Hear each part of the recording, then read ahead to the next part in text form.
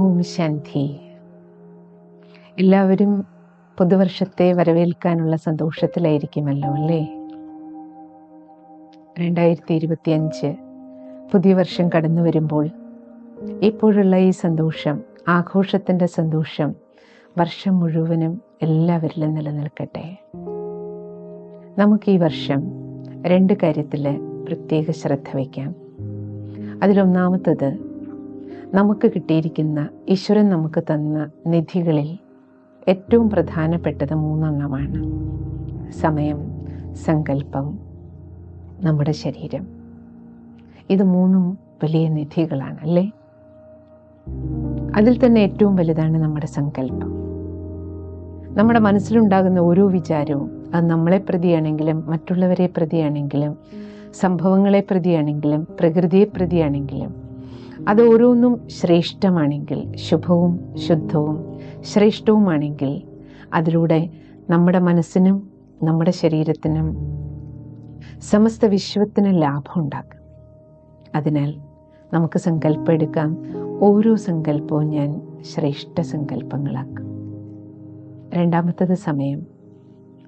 സമയത്തിന് നമ്മൾ മൂല്യം കൊടുത്ത് സമയത്തെ സദുപയോഗം ചെയ്താൽ സമയം നമ്മുടെ ജീവിതത്തിന് മൂല്യം തരും. അതിനാൽ 2025 ഒരു വർഷം നമ്മുടെ കയ്യിലേക്ക് വരികയാണ്. 365 ദിവസം. അതിൽ ഓരോ സെക്കൻഡും നമ്മൾ സദുപയോഗം ചെയ്യും എന്ന ലക്ഷ്യം വെച്ച് ഈ പുതിയ വർഷത്തെ നമുക്ക് വരവേൽക്കാം. എങ്കിൽ സമയവും നമ്മുടെ ജീവിതത്തിന്, വർഷം മുഴുവനും നമ്മുടെ ജീവിതം മൂല്യമുള്ളതായി മാറും.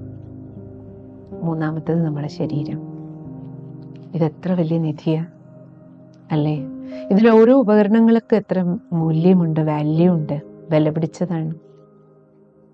അതിൽ നമ്മുടെ കണ്ണ്. രാവിലെ കണ്ണ് തുറക്കുമ്പോൾ മുതൽ ആരെയൊക്കെ കാണുന്നു, നമ്മൾ നമ്മളെ കാണുമ്പോൾ തന്നെ ആദ്യം കണ്ണാടിയിൽ പോയി നമ്മുടെ മുഖമല്ലേ നമ്മൾ നോക്കുക. അപ്പം നമുക്ക് നമ്മളെ കാണുമ്പോൾ ഉണ്ടാകുന്ന സങ്കല്പം, നമുക്ക് നമ്മളെ പ്രതിയുള്ള ചിന്ത, മറ്റുള്ള ഓരോരുത്തരെയും കാണുമ്പോൾ നമ്മുടെ ദൃഷ്ടികോണം, ഓരോന്നും നമ്മൾ നമ്മളെ സ്നേഹത്തോടെ നോക്കുന്നത് പോലെ മറ്റുള്ളവരെ പ്രതിയും സ്നേഹത്തോടു കൂടിയ നമ്മുടെ ഒരു നോട്ടം തന്നെ എത്ര വിലയുള്ളൊരു ജീവിതം നമ്മുടേതാക്കി മാറ്റും. ആരെ കാണുമ്പോഴേ എൻ്റെയാണ്, എൻ്റെ സ്വന്തമാണ്. സർവരെ പ്രതി ഒരു സ്പിരിച്വൽ ലവ്, ആത്മീയമായൊരു സ്നേഹത്തോടു കൂടിയ ദൃഷ്ടികോൺ നമുക്ക് വർഷം മുഴുവനും കാത്തു സൂക്ഷിക്കാം. അവർ നമ്മളെ എങ്ങനെ നോക്കുകയാണെങ്കിലും, ഏത് കണ്ണിൽ കണ്ടാലും, എങ്ങനെ നമ്മളോട് പെരുമാറിയാലും, പക്ഷെ നമുക്കൊരു ആത്മീയ സ്നേഹം എല്ലാവരോടും ഉണ്ടെങ്കിൽ തന്നെ അവരുടെ കാഴ്ചപ്പാട് മാറും. പിന്നെ നമ്മുടെ വാക്കുകൾ, നമ്മുടെ ഓരോ വാക്കുകളും വരദാനങ്ങൾ പോലെയാകട്ടെ. അത് നമ്മൾ നമ്മളെ പ്രതിയാണെങ്കിലും മറ്റുള്ളവരെ പ്രതിയാണെങ്കിലും പറയുന്ന ഓരോ വാക്കുകളും ജീവിതത്തിൽ വരം കിട്ടിയതുപോലെ വരം കൊടുക്കുന്നവരായി നമുക്ക് മാറാം. ഏറ്റവും നല്ല വാക്കുകൾ ചൂസ് ചെയ്ത് നമുക്ക് ഉപയോഗിക്കാം. അപ്പം നമ്മളും ബ്ലെസ്ഡ് ആകും. നമ്മൾ ആരോട് സംസാരിക്കുന്നു അവർക്കും ഒരു ബ്ലെസ്ഡ് ആയിട്ടുള്ള ഫീലിംഗ്, അനുഗ്രഹം കിട്ടിയതുപോലെയുള്ള ഫീലിംഗ് നമുക്ക് ഏവർക്കും കൊടുക്കാം. അത് വീട്ടിൽ നിന്ന് നമുക്ക് തുടങ്ങാം. മൂന്നാമത്തതാണ്, നമ്മുടെ ഈ ശരീരത്തിൽ, ഈ ശരീരവുമായി ബന്ധപ്പെട്ട എത്ര ഉപകരണങ്ങളുണ്ടോ, കൈയും കാലും ബുദ്ധിയും അല്ല, നമ്മുടെ കയ്യിൽ വരുന്ന പൈസയും നമ്മളിരിക്കുന്ന പോസ്റ്റും പൊസിഷനും എന്തെല്ലാം നമ്മുടെ കൈകളിലുണ്ടോ ഓരോന്നും സദുപയോഗം ചെയ്യാം. സദുപയോഗം. അതിലൂടെ സുമംഗളവും നടക്കും, ജനമംഗളവും ഉണ്ടാക്കും.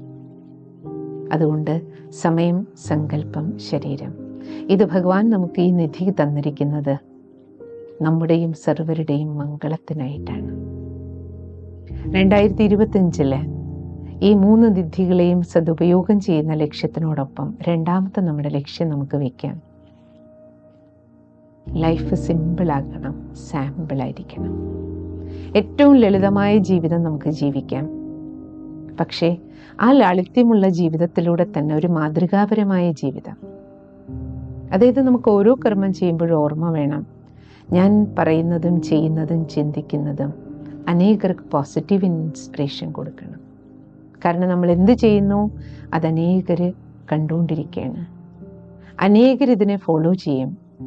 അതുകൊണ്ട് അനേകർക്ക് ഫോളോ ചെയ്യാൻ പറ്റുന്ന ഒരു പോസിറ്റീവായിട്ടുള്ള കർമ്മമായിരിക്കണം, ചുവടുകളായിരിക്കണം എൻ്റേത്.